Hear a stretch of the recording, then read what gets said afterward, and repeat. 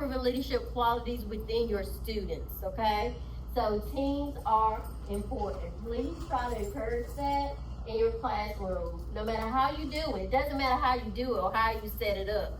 Even if you don't want the same teams all the time. You could do teams like, this is your weekly team, or this is your teams for the 9 week, you know, but to build that sense of community with teams in your classroom is very, very important. Teachers communicate effectively. Communicate clearly with students in a variety of ways. Assist students on articulating thoughts and ideas clearly and effectively. I always say this. I was that teacher that loved to dance, loved to do chants, and do all the extra stuff. I was that teacher. But I still regret that I did not make my students write enough. Give them opportunities to write, even if they're small. It doesn't matter. Give them those opportunities to reflect on their learning. Before they leave that class, when you set the objective in the very beginning of the class, what they're gonna learn. Before they leave, they should be able to express what they learned. It can be on a post-it note, it can be in a journal, it can be on a piece of paper, it can be, I don't care. Make them write, make them think it out, and make sure that you're doing this often. Because remember, you're trying to teach them how to really think and communicate. But it ties hand in hand with writing. Writing is so important. So please try your best to incorporate that constantly. And then having them write, but then after they write, have them speak out. I'll say stand and deliver. They stand up and they deliver whatever they wrote down. You gave them time to write it. It was an expectation for you to write it. So if there's an expectation, those high expectations, what do you expect them to communicate it out?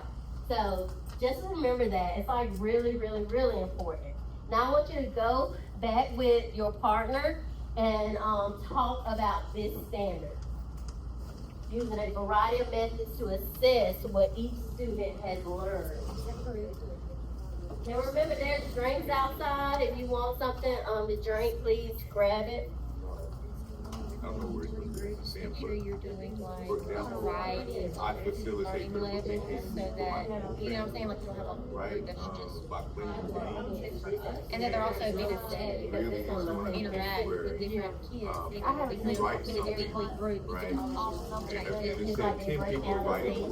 Database.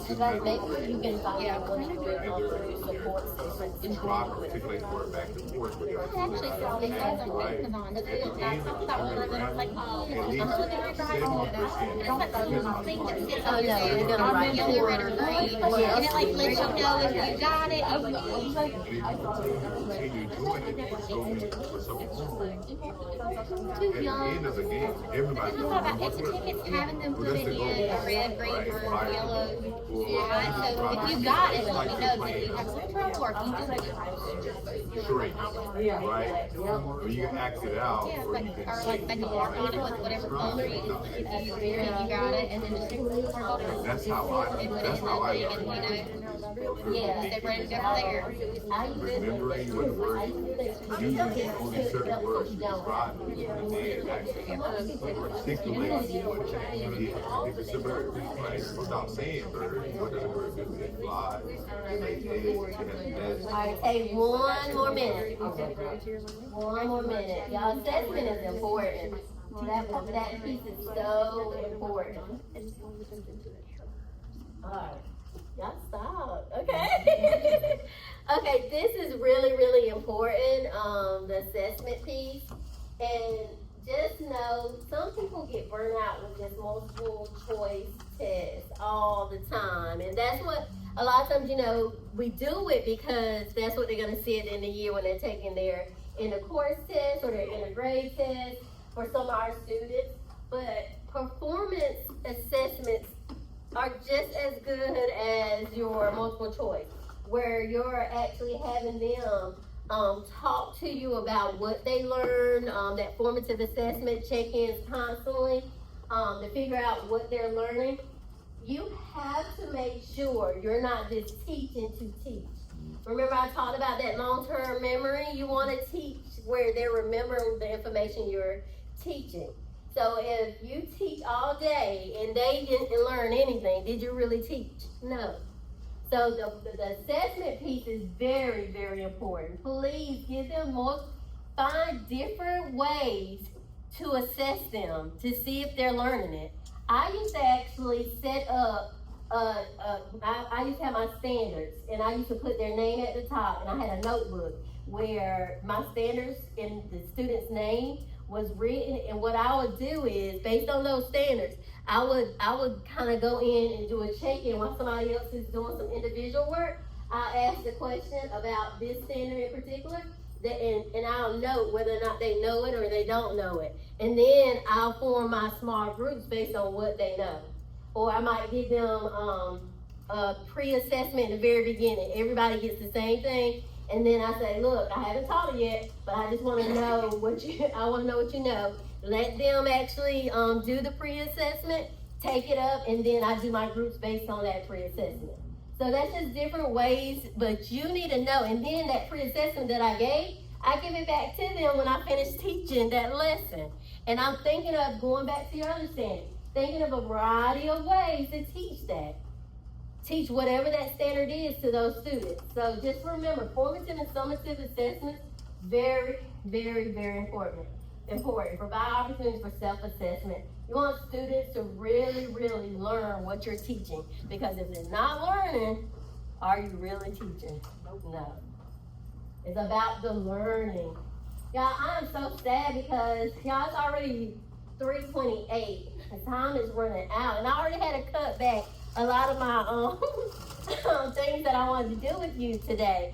But what I'm gonna do is she's gonna invite me back to one of your BT sessions, and I'll do some of these activities. And I just like teaching stuff in a variety of ways. You can't just learn by me talking. You gotta be hands-on.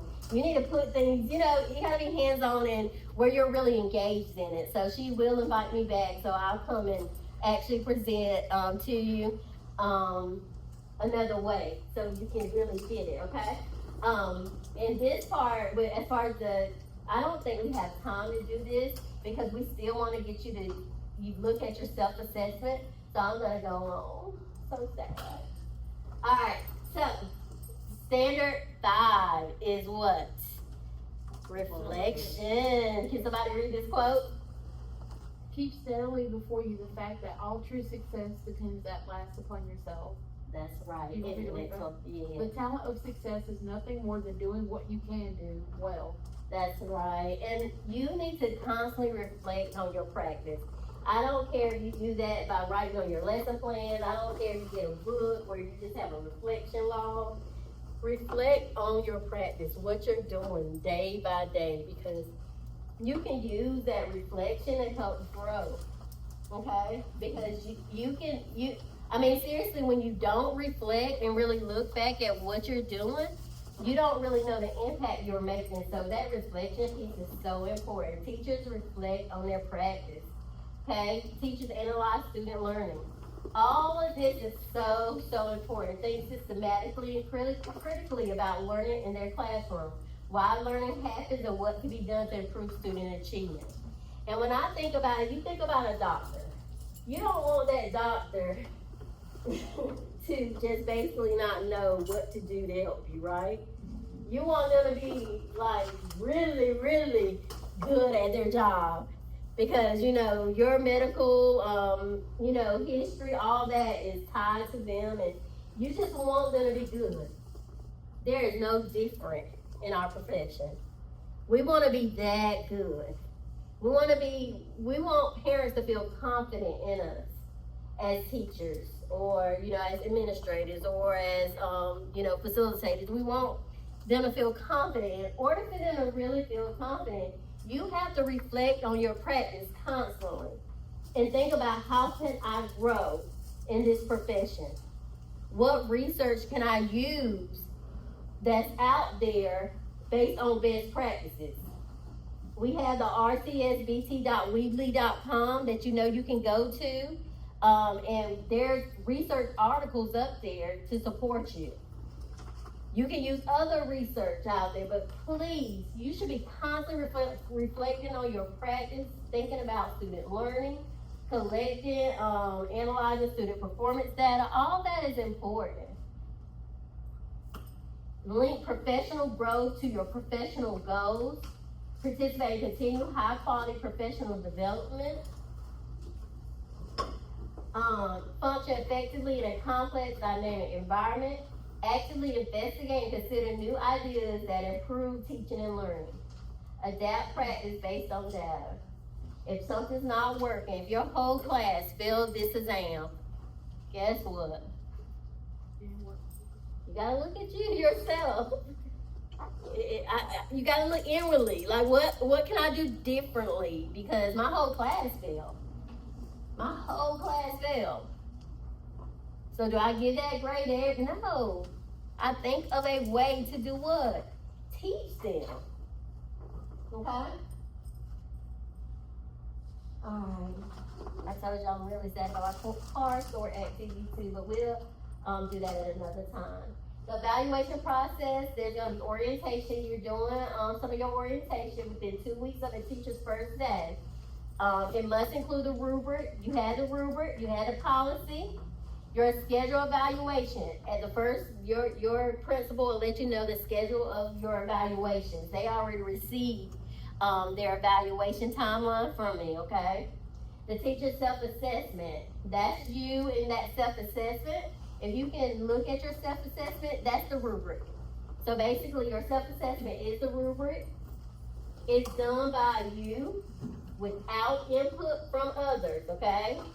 Used in developing your growth plan, used in pre and post conference discussions. You might talk about it, but you don't have to share it. You might talk about, I noticed that this is not where I want to be. Like, I want to be higher in this standard, but you don't have to share it. You want to say something about that professional development, or keep going? Okay. So look here, teachers demonstrate leadership. So if you look here, teachers lead the teaching profession. If you notice, this is how it's gonna look. This is actually how it's gonna look. And basically, remember what I said, developing, you're aware. Proficient, you're that everyday good teacher. Accomplished means you're, look, I don't skip. Accomplished means you're doing it naturally, without, not even a thought really, and distinguished. But it actually tells you where, what they're looking for each element. So if I'm looking here, has knowledge of opportunities and the need for professional growth and begins to establish relationships with colleagues, I would check here. If I feel like I'm here, improvement of the profession through professional growth. Some people might not even feel like they're here at all because you may have never taught. And it's okay. Because by the end of the year, of course, you're going to show growth in those areas anyway, because remember, proficient is the everyday good teacher. Okay? So just remember that. It doesn't matter. This is your self-assessment. Okay? So I would encourage you, even if you don't do it, because I don't think y'all have time to do it today. Even if you don't do it today, do it soon. Go ahead and get it done. And you have your notebooks. Go ahead and get it done, because then when you have your computer access, you can go ahead and put it on your on the actual on the computer. So just make sure you just go ahead and get it done.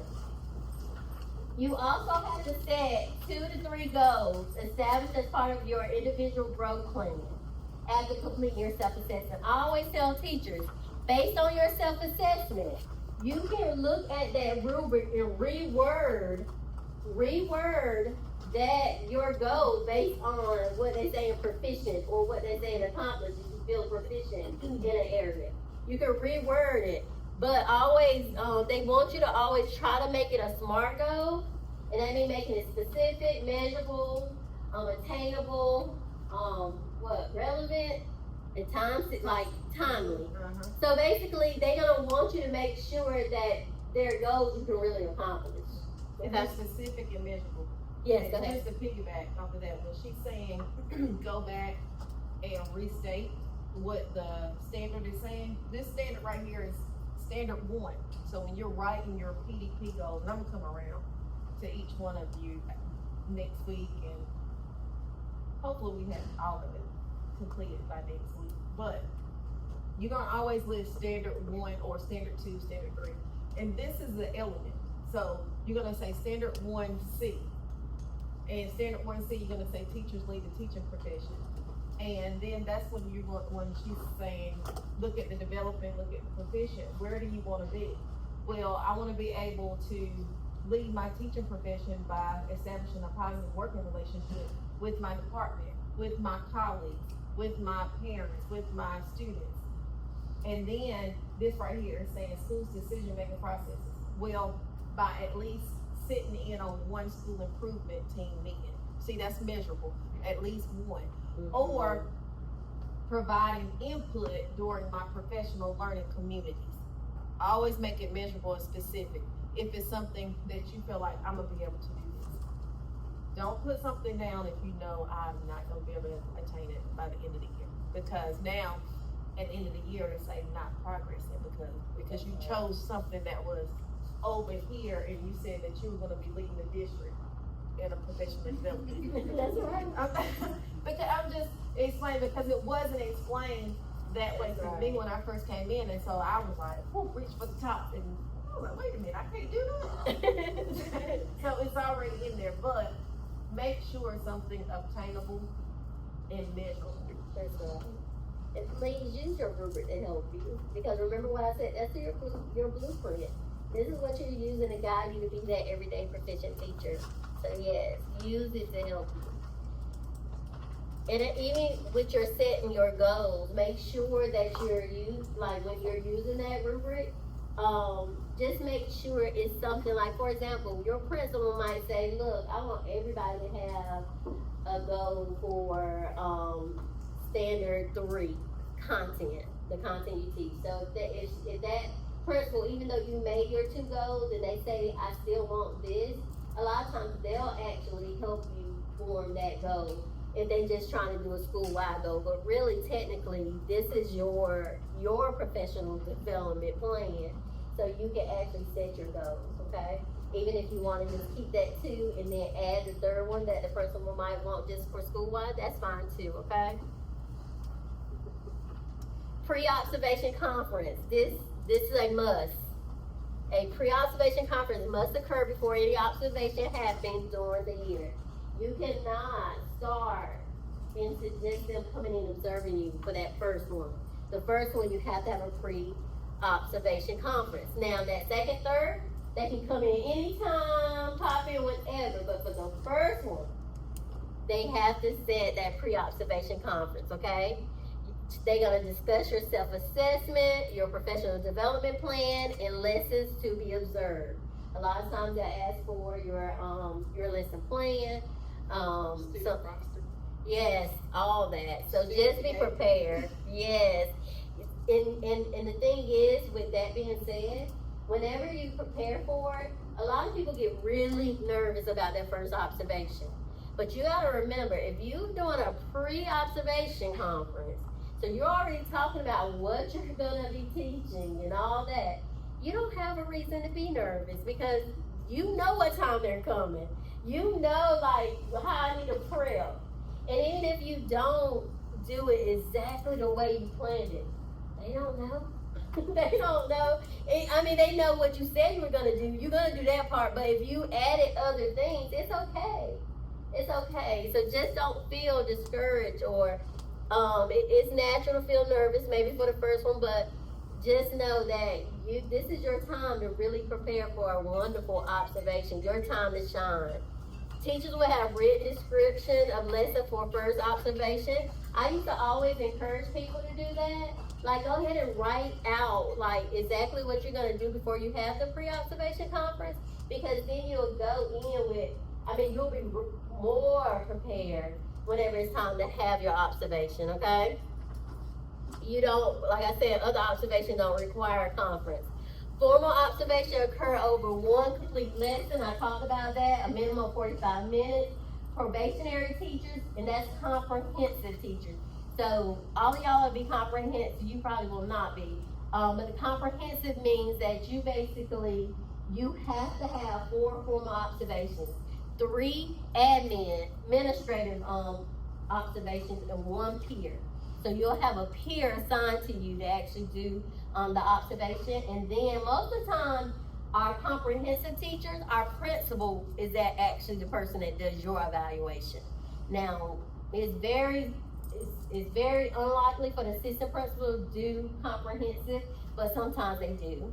But most of the time, it's the principal. Career status teachers, in their summative year evaluation must have 3 observations, at least 1 must be formal, but the rest of them, like I said, can be 20 minutes. The first observation must be a formal announced observation, just know that. So if for some reason a principal come in and observe you and you're like, I didn't have my pre-observation, you can say that, just know you don't have, you get that pre-observation, all right? And they're using the rubric, the same rubric you were trained on. Must occur after each lesson. Your post-observation must occur no later than 10 school days. If it's past 10 school days, really it's null and void. It's almost like you gotta be observed again. So it's okay to give them a friendly reminder. I'm almost at my 10th day. Can we go ahead and observe? But even when we had our training, our evaluation training, one of the things that we said is that make sure you try to do it within 24 to 48 hours, because then it'll be fresh on your mind and the principal or assistant principal mind, but no longer than 10 days, okay? Designed for the purpose of identifying areas of strength and those in need of improvement. Requires review and signature on rubric. All right, summary evaluation conference. That is the end. That's the very end, all right? Bring self-assessment and PDP, review observations, discuss additional artifacts, sign summary rating form and record of teacher evaluation activities, and begin discussion for future goals for the following school year. And that's at the very end. Remember, summary evaluation, you only get 1 evaluation. All the rest of the times are observations, okay? The summary rating form, every element for every standard is marked, not demonstrated, requires comment. Ratings are based on formal and informal observations throughout the year. Overall rating for each standard is chosen by the evaluator after reviewing all of the elements within a standard, okay? They have to pick an overall rating, okay, for each standard. So standard 1, they might say overall, you might be developing on one element, proficient on another, accomplished on another, and they might say, okay, so overall, I'm picking proficient, okay, for that standard. Or they might say developing, proficient, developing. So overall, developing. Now, whenever you get at the summary evaluation, if you get a developing at the summary evaluation, that's gonna make your professional development plan the next school year be one that you have to do with your administrator. You can't just do it by yourself, okay? Because the goal is to be at least what? Proficient by the what? End. So your goal is to be proficient by the end, which is the summary evaluation. Comments can be added from evaluator or the teacher. Please do not feel discouraged. You need to make sure you add comments if you feel like something was done unfairly or anything. Please add those comments, okay, if you need to. It does not bother evaluators, because some people sometimes feel like it's going to bother them. No, it actually helps them understand where you're coming from. Or if you don't want to put it here on the evaluation instrument, talk to your administrator. All right, signatures, you have to do all the signatures. All right, you're not going to do your self-assessment. We're going to give you time to do your self-assessment, but in addition to rating yourself, take notes as to what artifacts you might use to support your rating. Consider the explanation and comments you will make with your principal and assistant principal. All right, do you have any questions before I talk about your professional development plan a little bit? And we're almost out of time. We gotta get y'all there on time. So you know what? In your book, do you see your professional development plan? It should be right at,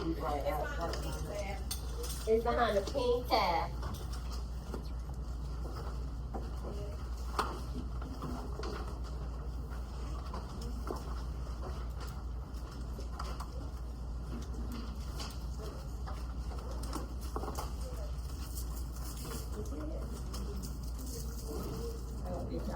okay. Alright, y'all just saw I sped through the rest because I gotta get you to the new teacher mixer. But right here, that professional development plan, this is the plan that she said she was talking about as far as the self-assessment goes.